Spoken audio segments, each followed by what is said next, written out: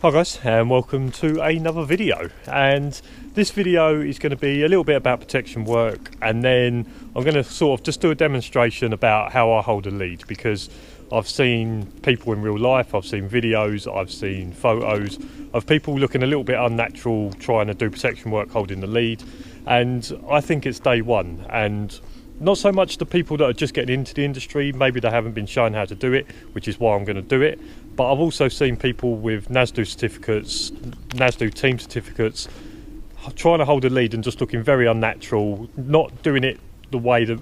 I'm not saying the way in which I do it is the only way. There are probably different variations, but I see people having to hold on for dear life, having to use two hands because they're worried about only using one.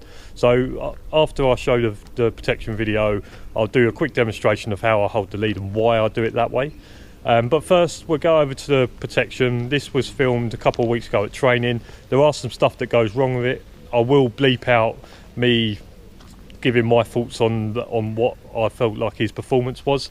But yeah, we'll go over to that and then we'll talk about it afterwards.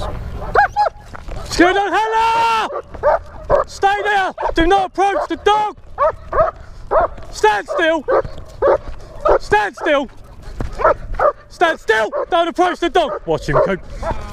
Stand still! Don't approach the dog! That'll do! Stay there! Stay there! Watch him, Coop. Stay there! Do not approach! Do not... Hold! Hold him! Hold him! Coop, hold! Hold! Hey! Hey!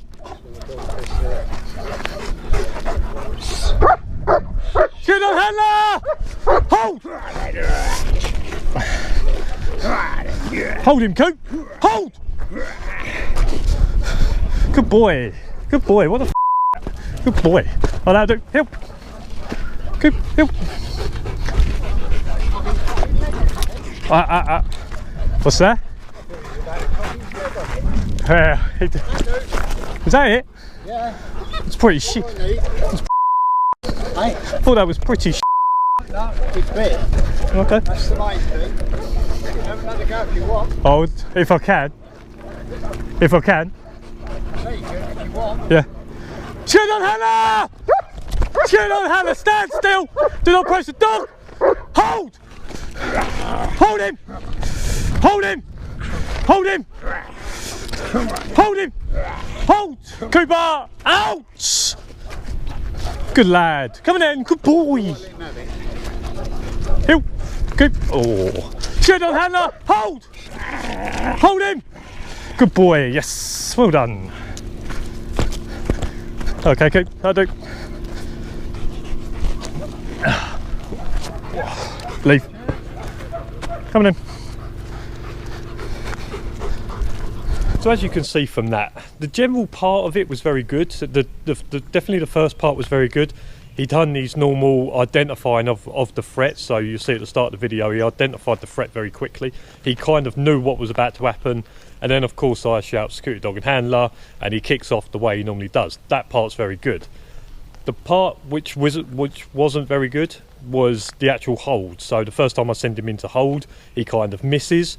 He then goes on but doesn't really commit to it.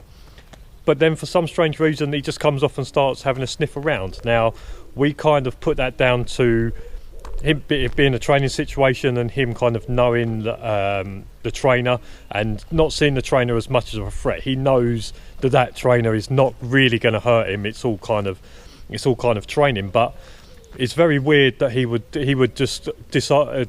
He would just kind of ignore the trainer and decide that he was going to go off and sniff. Now, there was another dog that went after him in the same area who is also good at protection. I've seen this dog good at protection. And he went in to do a hold. And just before he was about to get to the trainer, he diverted and went to the same spot. So there was definitely something there that was messing the dogs up. So, like I say, that wasn't very good. Okay, he did have a bit of a hold in the end, and he run off. Then the trainer said, right, that'll do, because the dog bit. I wasn't really happy and asked if we could go again. And as you see in the second one, that's more of his kind of standard. Now, I've said loads and loads of times, he's not the most aggressive dog. He's not got the best bite. He's not like, I've not really worked on that side to the point where it has to be better than anything else he does. I've tried to get a decent all-round dog while still being sociable. So that is more to his standard. He held on, he done the bite, he outed, he then got to turn around, come back in order to win the sleeve the second time round. So that is more of his standard. It's okay. It's enough. I've always said in this job is that you don't need to have the most aggressive dog. You just need to have a dog that people don't want to mess with, and a dog that will bite someone if you absolutely have to do it. So that is the kind of standard that he is at. I was happy with that the second time round. The first one was just a strange thing. Sometimes these things happen. Sometimes it does go wrong. So yeah, like I say, I was happy with it without it being like the best protection side you've ever seen. Now there's two different ways in which you want to hold a lead. Sit. And it all depends on what it is that you're going to be doing. So let's say that we're going to be doing some obedience work. Now there is a way in which I do it, and then there is a variation to the way that I do it. So in terms of obedience, so I need to put him on his slip chain for obedience work, so he knows what we're doing. And the way in which you're going to hold it, so you're going to hold the loop, hold it up, you're just going to put that through, so your hand is free. You're then going to open your palm like this, you're going to wrap the lead and put it through the V, tighten it round so it's like this, and then hold on to it. Now this is what they would call safe lead, so this can't get pulled out, and then you can judge how much lead you want to have. So when it's down here, I'll have it like this, and then I'll go yep.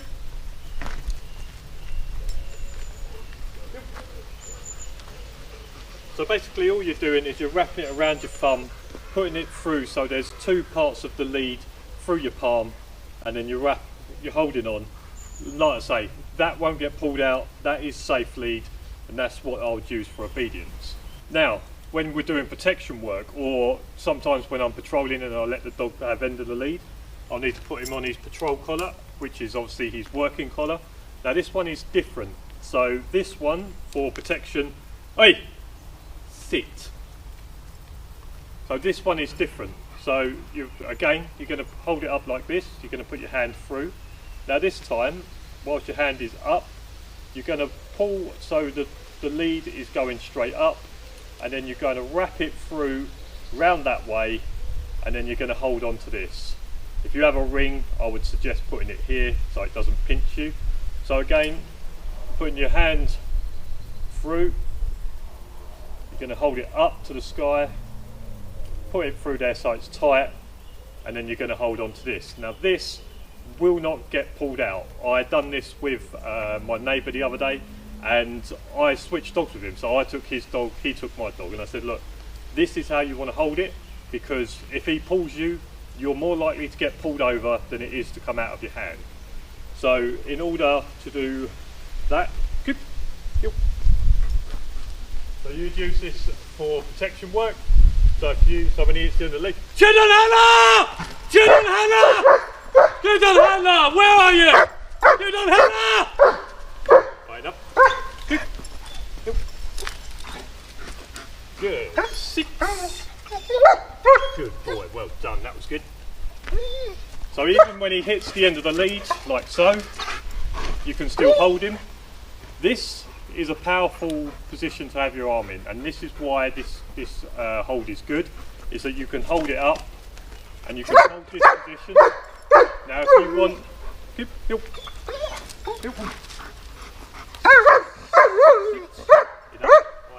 enough, okay, enough. Now if it is too powerful,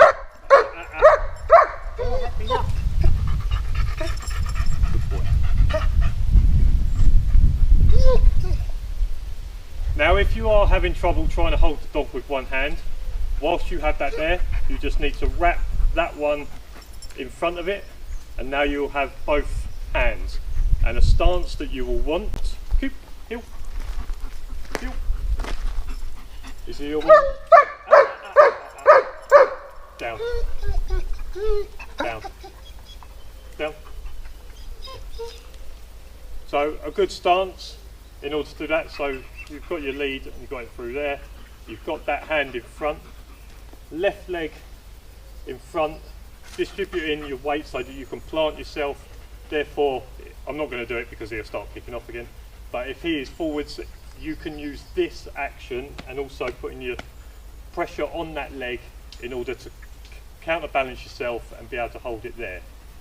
I would still be able to do confrontation or protection with one hand, and that's the reason that I use this. The reason I've seen other people struggling is that they have it maybe under here, so the lead is going through and it can easily slip over the top. So what I normally see is people holding this and then holding down here and then trying to hold on for dear life. Give it a go. So like I say, when you put a lead like that, put your hand through, over the top, so it's pointing up. Put it tight through there. You don't want any play, because any play will just jolt you, so you want to put it through quite tightly. Hold on to that, and if you have to, hold on there as well. Left leg forwards and planting it in. And like I say, give it a go and you may see a difference. Don't be one of them people that has the lead coming underneath and they're trying to hold on for dear life whilst they're trying to battle the dog. I've seen it with people with NASDO certificates. I think it's a natural thing for people to do when they're first starting. There are some variations, so in terms of the way in which I patrol, because I am left-handed, I find it easier to patrol the dog in my left hand. Now, that is obviously very different to my obedience and that. So the way in which I do it, again, is that I will put my hand through. I will have the protection hold, so through here. But what I will also do,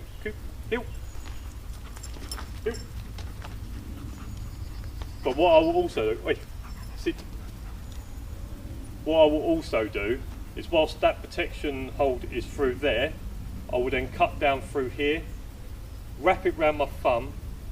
Now I do have 3 bits of lead to hold on to, but the reason that I do it like this is that if I needed to, I could let go of the safe lead and grip onto the protection or the protection hold as well. So if I needed to, I could go from safe lead with a dog next to me straight into a protection hold. So like I say, just give it a go. Like I say, I'll go through them again. So in terms of safe lead, for obedience, you put your arm through, don't hold anything there. You want to put the lead through your palm, round your thumb, back through your palm. So basically it just loops on, and then hold on to that. That is what they would call safe lead. For protection, you would go through here, through here, put it up to the sky, tight through your V, through your palm, hold on to it. Again, you can hold on to that if you need the extra arm in order to hold on to the dog. The way in which I do it, it's more like a bit of a tip. So I'll go through, I have my protection hold, and then I will come down and hold on to 3 bits of lead through there as a safe lead. But of course, if I needed to, I could just let go straight into a protection. So if I was doing a safe lead patrolling and someone jumped out at us, I can let go of the safe lead straight into a protection lead, and then we can do our confrontation. So I think the important thing about this video is learning about how to hold a lead. Now, a lot of this to a lot of handlers is going to be pointless, but for people that are coming into the industry, it's going to be worth it. So if you can turn up to your first session or whatever it is, and you can turn up to your first session and know how to hold a lead properly with safe lead and how to do like protection or patrol lead, if you turn up and you can do that straight away, to your trainer, they will know that you've put in the research, or you kind of know what you're doing. Someone that turns up doesn't know how to hold a lead, if they're getting into the industry, it's nothing against you, you just don't know. And I was exactly the same when I started.